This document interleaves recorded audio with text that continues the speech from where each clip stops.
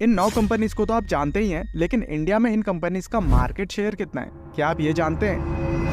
तो Xiaomi company का आज से 1 साल पहले का मार्केट शेयर 24.93% था, जो कि अब 20.81% हो गया है, मतलब नीचे गिर गया है। Vivo का 16.54% था और अब ये बढ़कर 18.23% हो गया है। Samsung का 15.37% था और अब ये घटकर 13.49% हो गया है। Realme का 13.99% था और अब ये घटकर 13.91% हो गया है। Oppo का 12.15% था और अब ये घटकर 11.62% हो गया है। OnePlus का 4.17% था और अब ये बढ़कर 4.54% हो गया है।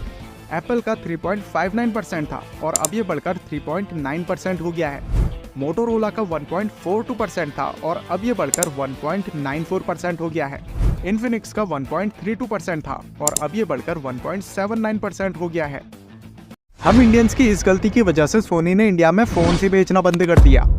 सन 2019 में सोनी ने ये बात कही कि इंडिया में बिजनेस के लिए प्रॉफिटेबिलिटी हमारा मेन कंसर्न है और इसलिए हम इंडिया में अपने फोन्स बेचना बंद कर रहे हैं। लेकिन ये आधी कहानी थी और सोनी कंपनी हमसे पूरा सच छुपा रही थी। बेसिकली आज भी सोनी कंपनी एक ही टाइप के नीश कस्टमर्स के लिए फोन्स बनाती है और बाकी तरह के कस्टमर से कंपनी का कोई लेना देना नहीं है।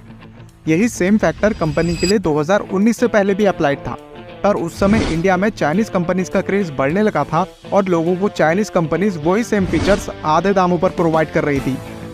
सोनी के लिए मेन कंसर्न ये था कि उनके फोन्स में R&D करने में बहुत पैसा लगता था और सोनी को ये बात समझ में आने लग गई थी कि आने वाले समय में सोनी के लिए इंडिया में पैसा बनाना नेक्स्ट टू इम्पॉसिबल होने वाला है। इसलिए उन्होंने समझदारी दिखाई और चलते बने और सोनी का अभी तक इंडिया में कमबैक करने का कोई भी प्लान नहीं है। इस इंसान ने 1 साल पहले Xiaomi को टाटा बाय बाय बोल दिया था, पर आज भी इंसान कंपनी से इतना लॉयल है कि उसे छोड़ने के बाद भी Xiaomi का ही स्मार्टफोन यूज कर रहा है। लेकिन एक सवाल है कि अगर आज भी ये इंसान Xiaomi में एज अ CEO काम कर रहा होता तो क्या Xiaomi आज भी इंडिया का नंबर 1 स्मार्टफोन ब्रांड होता? एंड द आंसर इज नहीं।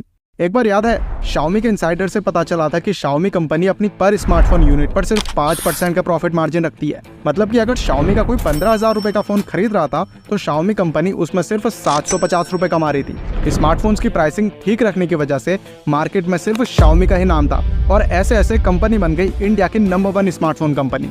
लेकिन बिजनेस में सस्टेनेबिलिटी के लिए प्रॉफिट चाहिए होता है और कंपनी अब प्रॉफिट से कॉम्प्रोमाइज ना हो, इसलिए अपने फोन्स की प्राइसिंग को हाई रखती है, जिस वजह से पहले के मुकाबले कंपनी के फोन्स उतने नहीं बिकते हैं और इस वजह से कंपनी अभी के लिए तो दोबारा इंडिया की नंबर 1 स्मार्टफोन कंपनी नहीं बन सकती है।